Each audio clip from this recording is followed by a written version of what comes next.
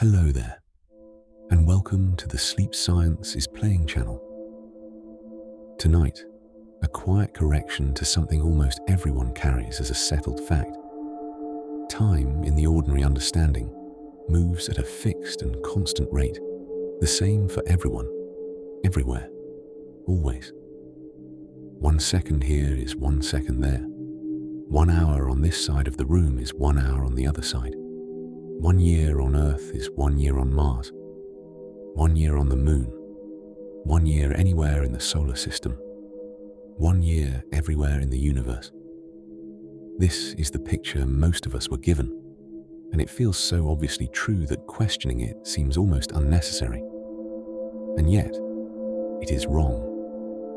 Not approximately wrong. Not wrong only in exotic, extreme circumstances, far removed from ordinary life. Wrong in a way that is measurable right now, on the surface of this planet, with instruments already built and already running, in a way that has real, practical consequences for technology you use every day. Gravity, it turns out, does something to time that nothing in ordinary experience prepares you to expect. It slows it down. The stronger the gravity, the slower the time. And the consequences of this single quiet fact ripple outward from the surface of the Earth, all the way to the edges of the observable universe, touching everything from the satellites that help you navigate to the most extreme objects the cosmos contains. Tonight we will walk through what this means, how it was discovered, why it happens, and what the universe looks like when you follow this idea all the way to its most distant and most astonishing conclusions. If you find these explorations worth your time, a like or a subscribe helps the channel reach others who do. Thank you for being here. But for the next 2 hours, none of this is something you need to hold. Settle in. Let your shoulders soften. Let your breathing slow. Let the day fade away. Let's begin. Begin with the picture of time that feels most natural, because understanding why it is wrong requires first understanding clearly what it claims. The ordinary picture of time treats it as something universal, something that flows at the same rate, regardless of where you are, or how fast you are moving, or what is nearby. In this picture, time is the backdrop against which everything else happens. The steady, reliable stage on which all events play out. A clock here and a clock there, if they are built identically and started at the same moment, will always show the same reading when compared. No matter where they have been, no matter what has happened around them. This picture is intuitive because it matches all ordinary human experience. Every clock you have ever owned has ticked at the same rate as every other clock, adjusted only for mechanical imperfections or battery differences, never for location or speed or proximity to a massive object. Time, in ordinary life, simply does not behave in any way that would reveal its true nature. The first crack in this picture came not from an experiment but from a thought, one of the most productive thoughts in the history of human understanding. A young physicist, working through the implications of his own earlier ideas about the relationship between space and time, found himself confronting an uncomfortable conclusion. If the speed of light is the same for all observers, regardless of how they are moving, and if the laws of physics are the same for all observers, regardless of how they are moving, then time itself cannot be the same for all observers. It must change in a precise and calculable way, depending on the relative motion of the observer. The faster an observer is moving, the slower time passes for that observer relative to a stationary one. At the speed of light, time would stop entirely for the moving observer, though no object with mass can ever actually reach that speed. This idea, that motion affects the flow of time, was strange enough on its own, but the same reasoning, extended to gravity, produced an even stranger conclusion. And it is this extension, the gravitational version of the idea, that tonight is primarily concerned with. Worth a few unhurried sentences here is the connection between gravity and the flow of time, because it is the heart of tonight's exploration, and it is worth understanding, not just as a fact to be memorized, but as an idea to be felt. The connection rests on a principle that took careful thought to arrive at, a principle sometimes described as the equivalence of gravity and acceleration. Consider what it feels like to stand on the surface of the Earth. Gravity pulls you downward with a familiar, constant force. Now consider what it would feel like to stand inside a rocket ship, accelerating upward at exactly the same rate as Earth's gravitational pull. The floor would press up against your feet with exactly the same force. You would feel exactly the same weight. If the rocket had no windows, no instruments connected to the outside, no way of knowing whether you were standing on a planetary surface or accelerating through empty space, there would be no experiment you could perform inside the rocket that would tell you which situation you were in. The two situations, standing in gravity and accelerating in empty space, are, from the inside, completely identical. This equivalence, once taken seriously, has a remarkable consequence for light. Imagine the same windowless rocket accelerating upward. Now imagine a beam of light entering through a small hole on one side of the rocket and traveling toward the opposite wall. By the time the light reaches the far wall, the rocket has accelerated upward, which means the far wall has moved. The light arrives at a point slightly lower than where it entered, tracing a curved path as seen from inside the rocket. Now apply the equivalence principle. If acceleration and gravity are identical from the inside, then what happens with light in an accelerating rocket must also happen in a gravitational field. Light, traveling through a gravitational field, must curve, bending toward the massive object producing the field. This prediction was tested and confirmed during a solar eclipse in the early 20th century, when starlight passing close to the sun was observed to bend by exactly the amount predicted, shifting the apparent positions of stars near the sun's edge in a way that could only be explained if light was following a curved path through the sun's gravitational field. The test was celebrated as one of the great confirmations in the history of science. But the implications did not stop at the bending of light. If gravity curves the path of light, it also affects the timing of light. And if it affects the timing of light, it affects the passage of time itself. The precise way in which gravity affects time can be understood through a thought experiment that does not require any mathematics to follow. Imagine two observers, one standing at the base of a very tall tower, and one standing at the top. The observer at the base is closer to the Earth, deeper in its gravitational field. The observer at the top is farther from the Earth, slightly less affected by its gravity. Now imagine the observer at the base sends a light signal upward to the observer at the top, once every second by a clock at the base. The observer at the top receives these signals and counts how often they arrive. If time were truly universal, the signals would arrive at the top at exactly the same rate they were sent from the bottom. Once per second, no difference. But if gravity affects the flow of time, the situation is different. From the perspective of the observer at the top, in a weaker gravitational field, time is flowing slightly faster. The signals arriving from below, sent once per second by a slower clock, arrive slightly less frequently than once per second by the faster clock above. The light has been stretched, arriving at a slightly lower frequency, shifted toward the red end of the spectrum. This is the gravitational redshift, and it was tested directly in the early 1960s in an elegant experiment using a tall building and a very sensitive detector. A source of gamma radiation was placed at the top of the building, and a detector was placed at the bottom. The frequency of the gamma rays arriving at the bottom was measured and compared to what would be expected if no gravitational effect were present. The result matched the prediction almost exactly. Time genuinely runs more slowly deeper in a gravitational field, and this slowdown is real and measurable, even across the modest height difference of a single tall building. The first wrong turn worth examining here is the idea that this effect, while real, must surely be so tiny as to be practically irrelevant for anything outside a physics laboratory. This is understandable.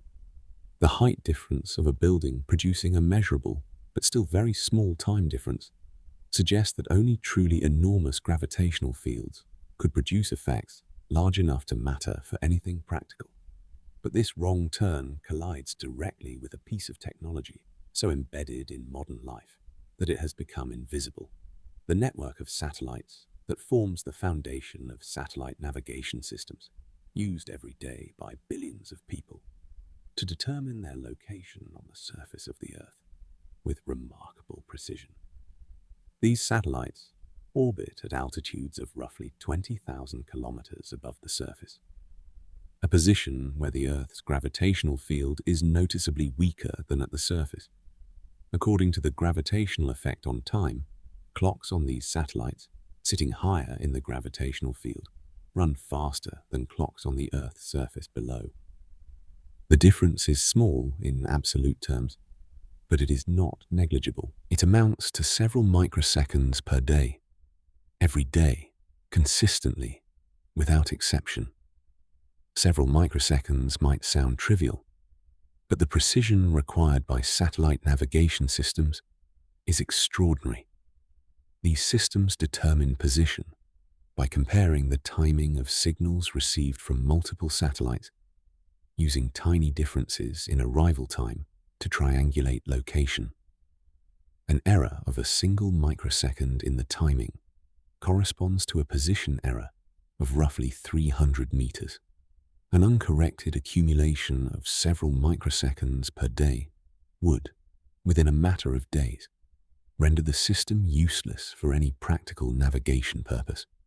The satellite's onboard clocks are therefore deliberately adjusted before launch to run slightly slow, compensating in advance for the effect that gravity will have on their rate once they reach orbit. Without this correction, grounded explicitly in the physics of gravitational time dilation, every satellite navigation system on the planet would fail. The daily practical functioning of modern navigation, logistics, aviation, and countless other systems depends, quietly and continuously, on the reality of an effect that most people have never heard of, let alone think about, while using the technology it sustains. Having established that this effect is real and practically consequential at the scale of Earth's gravity, turn now to what happens as the gravitational field grows stronger, because the effect scales with the strength of gravity, and the universe contains objects whose gravitational fields dwarf anything found in the solar system. The Sun, the dominant source of gravity in the solar system, is considerably more massive than the Earth, and its gravitational field at its surface is correspondingly stronger. Time on the surface of the Sun runs noticeably more slowly than time at the same distance in empty space, by an amount much larger than the difference between the surface and orbit of the Earth. A clock placed on the surface of the Sun would, over the course of a year, fall behind a clock in empty space by a meaningful amount, not just microseconds but seconds, accumulating with each passing year into an ever-growing gap between solar surface time and the time kept by a clock, far from any gravitational influence. But the Sun, massive as it is an ordinary star, a body of middling size by the standards of what the universe contains. When astronomers look outward, they find objects whose masses are measured not in units of the Earth's mass, or even in units of the sun's mass, but in millions or billions of solar masses. And the effect of gravity on time at the surfaces or edges of these objects scales accordingly, producing time dilation so extreme that the comfortable, familiar picture of time as something universal dissolves entirely. Consider the class of objects called neutron stars, the remnants left behind when a massive star exhausts its nuclear fuel and collapses. The collapse is halted when the density of the collapsing material becomes high enough for a particular quantum mechanical effect to resist further compression, and the result is an object roughly the mass of the Sun compressed into a sphere, perhaps 20 kilometers across. The density of a neutron star is so extreme that a single teaspoon of its material would weigh billions of kilograms on Earth's surface. The gravitational field at the surface of a neutron star is correspondingly intense, 1 trillion times stronger than Earth's surface gravity, give or take, depending on the specific star. In this environment, the gravitational effect on time is not a correction of a few microseconds per day.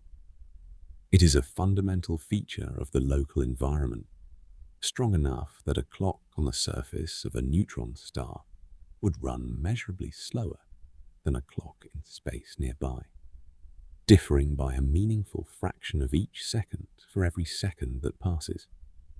An observer on the surface of a neutron star, were such a thing possible, would watch the universe outside appear to run slightly faster. Events in the distant sky proceeding at a pace slightly faster than their own heartbeat would suggest. They would be running in a different river of time than an observer far away, not separated by distance alone, but by the depth of the gravitational well in which they sat. Now push further, to the extreme end of what the universe permits, to the objects whose gravitational fields are so intense that the effect on time goes not from subtle to significant, but from significant to absolute. These are the objects called black holes, formed when the collapse of a massive star, or the accumulation of mass at the center of a galaxy, produces a concentration of matter so dense that the gravitational field at its edge exceeds the ability of anything, including light itself, to escape.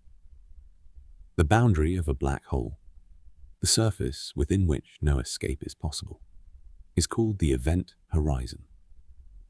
And at the event horizon, something remarkable happens to the gravitational effect on time.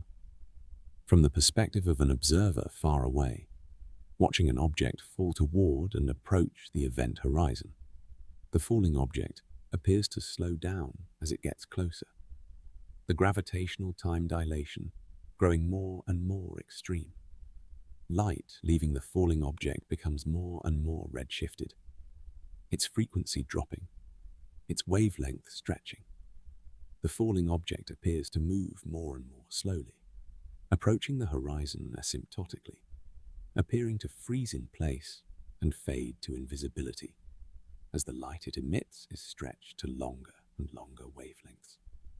The object never appears, from the outside, to actually cross the horizon. From the outside, it simply slows to a stop.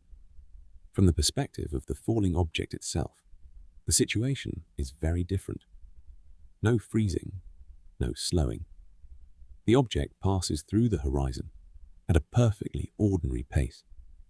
Nothing at the crossing point itself to announce the transition. No wall, no boundary visible from the inside. The extraordinary nature of the crossing is written in the equations that describe what comes next, inside the horizon, where the ordinary concepts of space and time begin to exchange their roles in ways that the imagination can describe, but not truly picture. What is certain is that the gravitational effect on time, already striking at the neutron star and extraordinary at the event horizon, continues beyond the horizon, into a regime that our equations describe, but our physical intuition cannot follow.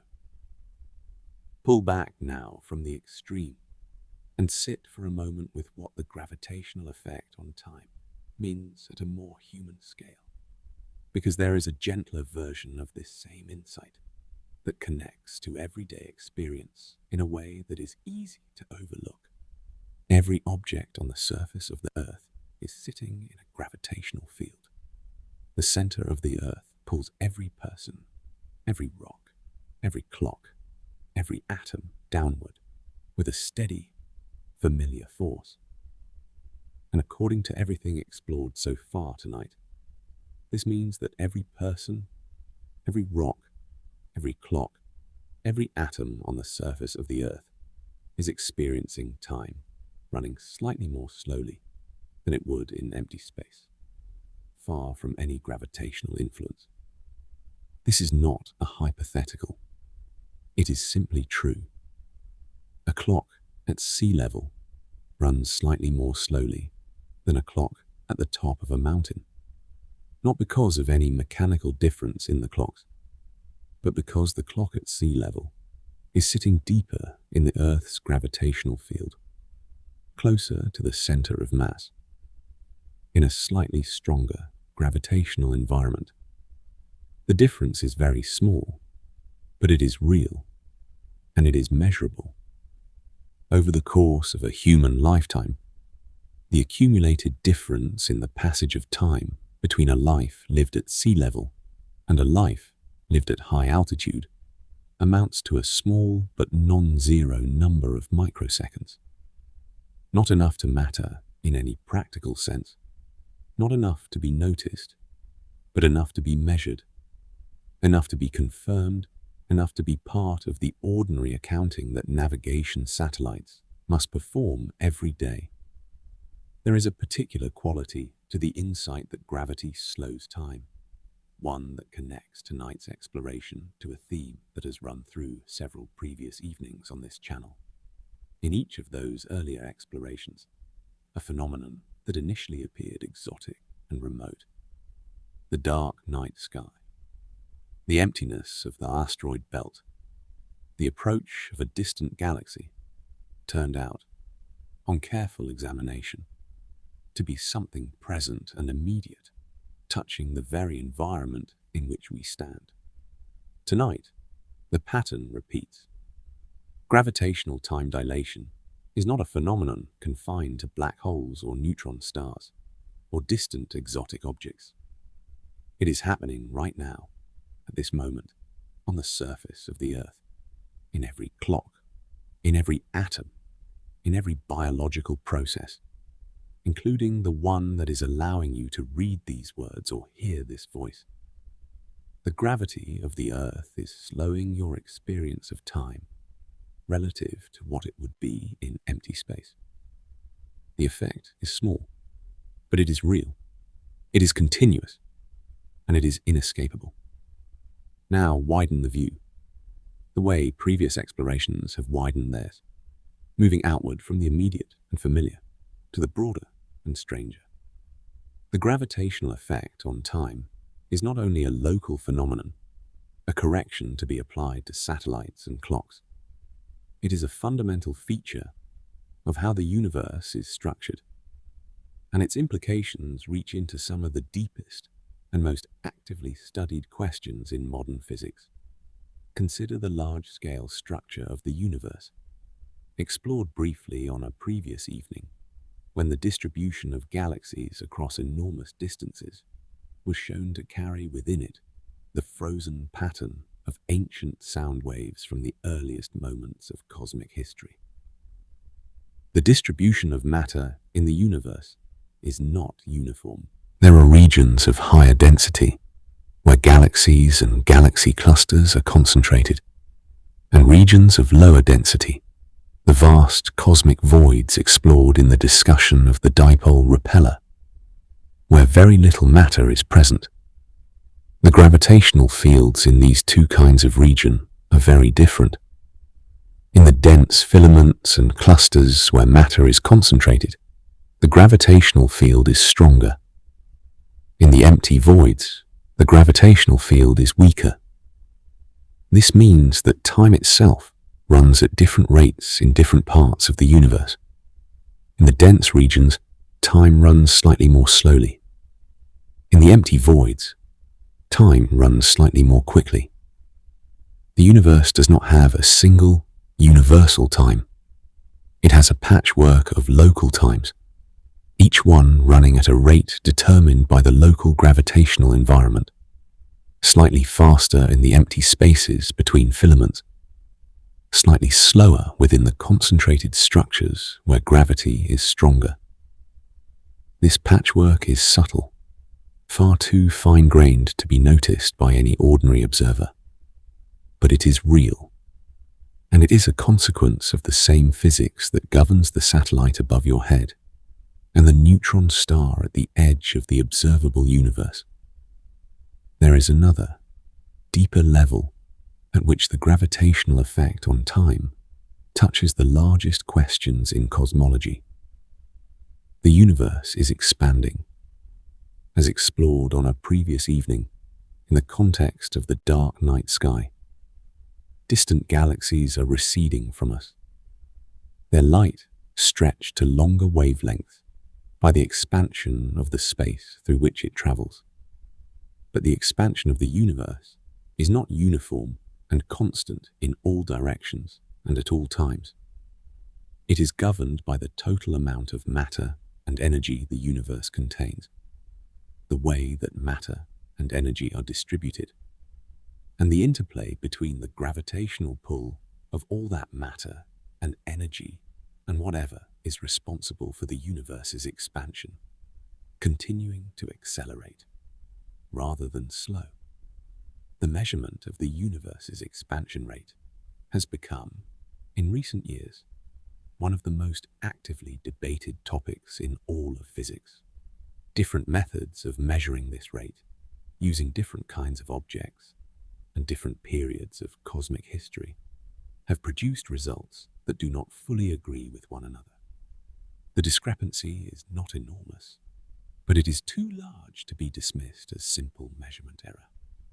And it has resisted explanation for long enough that it has been given a name, reflecting its status as one of the genuine open puzzles of modern cosmology. The gravitational effect on time, through its influence on the behavior of the particular pulsating stars used as distance markers across cosmic scales, is one of the factors that must be accounted for precisely when trying to make these measurements reliable. An incomplete understanding of how gravity affects the behavior of these pulsating standard candles could contribute, in principle, to the disagreement between different measurement methods. This is a reminder of the way these explorations connect across evenings. The same category of pulsating star examined during the previous night's exploration of Polaris is the same category of star used to measure the distances that underpin our understanding of the universe's expansion. And the same gravitational physics explored tonight is part of what must be correctly understood for those measurements to be trusted. Turn now to the question of what the gravitational effect on time feels like, not from the perspective of mathematics and measurement, but from the perspective of an imagined observer placed in different gravitational environments. This is the perspective shift that previous evenings have found useful, moving from the outside description of a phenomenon to the inside experience of it, asking not what the equations say, but what the universe would feel like if your senses were tuned differently or your position were changed. An observer in the vicinity of a neutron star, at a safe distance above its surface, but close enough to feel its gravitational field strongly, would experience the universe outside in an unusual way. Light arriving from distant objects would appear shifted, bluer, and higher frequency than expected, because the observer is deep in a gravitational well, and the arriving light is falling into that well, gaining energy as it descends. events in the distant universe would appear to proceed slightly faster, the rate of distant clocks appearing elevated relative to the observer's own clock, which is running more slowly in the stronger gravitational field. Looking outward from a deep gravitational well is, in a sense, like looking at the universe through a window that makes everything outside appear to run a little ahead of schedule. An observer very close to the event horizon of a black hole, in the final moments before crossing, would experience this effect to an extreme degree. Light from the distant universe, falling into the observer's eye from every direction, would be intensely blue-shifted, arriving with enormous energy, and the entire history of the universe outside the horizon would appear to play out at an accelerating rate, as the observer's own time dilated toward the extreme. From inside the horizon, looking back out would not be possible, but the observer's own experience, in the moments of crossing, would be governed not by the dramatic external description, but by the laws of physics as they apply locally, which near the horizon of a large enough black hole need not involve anything immediately lethal or locally extreme. Now, gather the threads of tonight, the way previous evenings have gathered theirs. The first thread is about the nature of time itself. Time is not a universal backdrop, flowing at the same rate for all observers in all places. It is a local quantity, running at a rate determined by the local gravitational environment. This is not speculation or interpretation. It is a measured, confirmed, practically consequential feature of the universe we inhabit. The second thread is about the equivalence of gravity and acceleration, the principle that unlocks the connection between motion and gravity and allows both to be understood as aspects of the same underlying geometry of space-time. This principle, elegant in its simplicity and radical in its implications, is the door through which the gravitational effect on time becomes comprehensible. The third thread is about the practical reality of the effect. The navigation satellites overhead are corrected every day for a gravitational effect on time, too small to feel but large enough to destroy the precision of any system that ignores it. The effect is not theoretical. It is engineering. The fourth thread is about the scaling of the effect with the strength of gravity. From the modest difference between sea level and mountaintop, to the significant difference between Earth's surface and orbit, to the dramatic difference at the surface of a neutron star, to the absolute extreme at the edge of a black hole's event horizon. The gravitational effect on time grows with the intensity of the gravitational field, spanning many orders of magnitude, from the barely measurable to the cosmologically fundamental. The fifth thread is about the large-scale structure of the universe. The patchwork of gravitational environments across the cosmos, from dense filaments to empty voids, means that time runs at different rates in different regions of the observable universe, a fact with real consequences for the measurements astronomers use to trace cosmic history and expansion. The sixth thread is about connection, the way tonight's exploration links to previous ones. The pulsating stars used to measure cosmic distances must be understood in the context of gravitational physics to be reliable. The expansion of the universe, debated and measured through those same distance markers, is entangled with the same gravitational time dilation explored tonight. These evenings are not separate. They are different views of the same underlying structure. The seventh thread, and the gentlest, is about immediacy. The gravitational effect on time is not a phenomenon reserved for black holes and neutron stars and the distant extreme universe.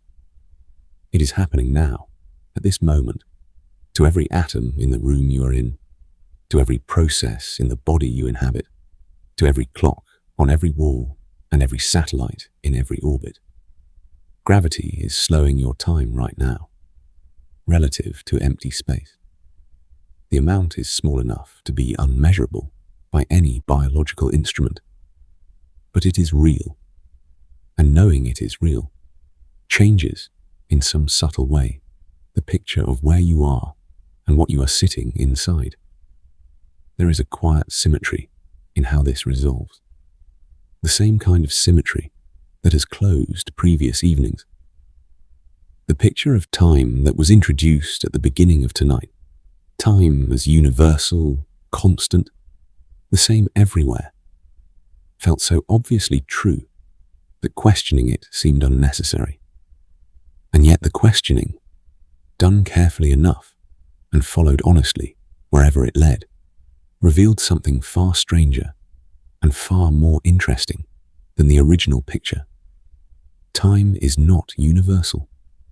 It is local. It runs at the rate that the local gravitational environment permits, faster in the weak fields of empty space, slower in the strong fields near massive objects, and extreme beyond comprehension at the boundaries of the most massive objects the universe contains. None of this asks anything of you tonight. The satellites continue their corrections, silently, every day, accounting for an effect you have never needed to think about in order to benefit from it.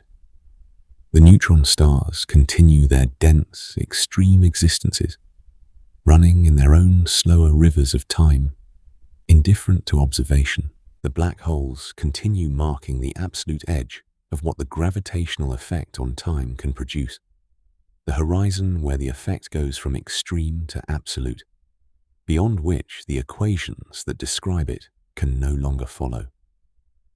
And here, at the surface of this particular planet, in a gravitational field strong enough to hold an atmosphere and weak enough to allow the long, patient evolution of life, time continues at the particular rate that this particular gravitational environment permits, a little slower than empty space, a little faster than the surface of the sun, and vastly faster than the edge of an event horizon somewhere in the dark. Let your breathing slow. Let the gravity that holds you to this surface continue doing what it has always done, curving the space around you, bending the path of light above you, and yes, slowing your passage through time by a tiny, real, measurable amount, relative to the empty space that surrounds this world on all sides. Let the universe's patchwork of local times continue as it has since the first matter condensed and the first gravitational fields formed and the first clocks began, in whatever form the earliest moments of the universe contained, to run at rates determined by their surroundings. None of it asks anything of you. All of it continues, whether or not anyone is awake to measure it. Let the night do what the night has always done.